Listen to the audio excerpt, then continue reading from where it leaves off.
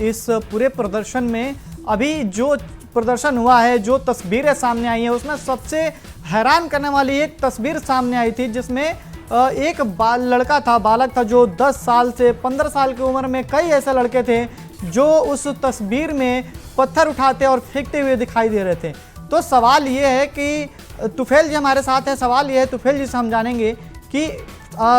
प्रदर्शन करना सबका अपना धार्मिक आज़ादी है, संविधान सबको आज़ादी देता है कि आप प्रदर्शन कर सकते हैं, किसी चीज़ का विरोध कर सकते हैं, लेकिन इस धार्मिक विरोध में और आई लव मोहम्मद की जो पोस्टर लेके निकल रहे हैं उसमें एक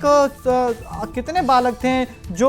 10 साल से लेकर 15 साल के बीच में थे, जो पत्थर उठा के फेंक रहे थे। अभी हमारी स्क्रीन पे देख रहे हैं आप, एक ब्लैक कलर में पहना लड़का जो पथराव करते हुए दिख रहा है। तो ये इसके पीछे कौन उकसा रहा है, ऐसे बालकों को कौन ला रहा है, क्या इस पे जानकारी है कुछ? बिल्कुल, जिस तरीके से आपने इमरान जिक्र किया उस तस्वीर का, उस वीडियो का, इसमें जो है काला कलर का ड्रेस पहने हुए या लिबास पहने हुए बच्चा जो है वो कहीं ना कहीं पत्थर फेंक रहा है या फिर जो है वहां पर आया हुआ है। दरअसल इसके पीछे की बहुत बड़ी कहानी होगी इमरान, अगर बात किया जाए तो। सोचिए कि उतना छोटा बच्चा आई लव मोहम्मद का पोस्टर लेके, जिसको पता भी नहीं होगा अभी मेरी नजर में शायद दीन के बारे में या फिर इस्लाम के बारे में, या फिर उतनी नॉलेज नहीं होगी, जबकि उस बच्चे को अभी स्कूल वगैरह जाना चाहिए था, उस बच्चे को जो है वो काम करना चाहिए था, अपने परिवार के साथ रहना चाहिए था। लेकिन सोचिए वो बच्चा नमाज पढ़ने के बाद जो है वो, सोचिए कितना उस बच्चे को जो है वो थोड़ा कह सकते हैं क्या बरगलाया गया होगा या फिर भीड़ के शक्ल में लाया गया होगा, ये कह सकते हैं इमरान हमारा। क्योंकि लगातार इतना छोटा बच्चा अगर पत्थरबाजी कर रहा है तो कई तरह के सवाल तो उठेंगे, और सवाल उठ भी रहा है। लगातार पुलिस अब जो है वो लगातार जो है उपद्रवियों की तलाश कर रही है, सीसीटीवी फुटेज खंगाल रही है, क्योंकि आसपास जो है जिस तरीके से हमारे संवाददाता बता रहे कि भाई कई वीडियो वहां जो है वो वीडियोग्राफी होंगे, सीसीटीवी फुटेज लगे होंगे, दुकानों में लगे होंगे, अब उनके जरिए जो वो खोजा जा रहा है। अब धीरे धीरे जो है इस राज से भी पर्दा उठ जाएगा। आपके सवालों का जवाब कि कैसे जो है एक छोटा सा बच्चा, इतना छोटा बच्चा जो कि महज 10 साल का या 8 साल का होगा, जो नमाज पढ़ने के लिए शक्ल में आया होगा, उसने नमाज अदा की होगी और उसके बाद फिर जो वो जुलूस में शामिल हो जाता है, वो जुलूस जिसमें जो है आई लव मोहम्मद के पोस्टर लगे रहते हैं, और फिर जो है इस तरीके से वो पत्थरबाजी की जा रही है। और वो भी किसे मारा जा रहा है? पुलिस को मारा जा रहा है, हंगामा किया जा रहा है, प्रदर्शन किया जा रहा है। जबकि कहीं भी आप उठा करके देख लें तो किसी भी कानून में भी और मजहब में भी जो प्रदर्शन का जो है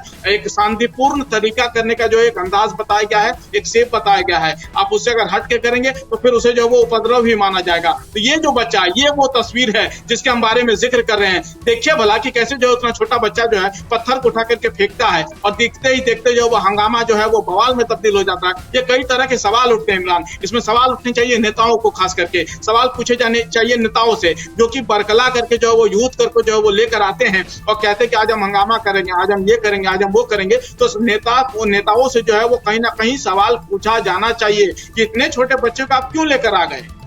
जी बिल्कुल, ये गंभीर सवाल है कि जिस तरीके से तस्वीरें बरेली से आई आज और उसमें एक बालक जो पथराव करते हुए नजर आ रहा है, आखिर एक बालक भीड़ का हिस्सा कैसे बन गया? तो जावेद जी से तो हम जानेंगे कि आखिर ये बालक जो हैं, जो छोटे बच्चे हैं, वो एक भीड़ का हिस्सा कैसे बन गए, जो भीड़ प्रदर्शन कर रही है, उपद्रव कर रही है, वो बालक कैसे आगे? जावेद जी